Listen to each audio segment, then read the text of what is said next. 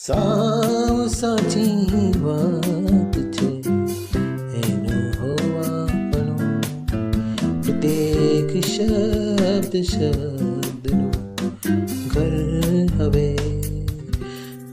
તો જાતે કરે છે નીચે એની ઓળખાણ. જુદા જુદા મલકતા ચહેરા હવે જિંદગીને મળે છે કરતા રસ્તાઓ તલાશ.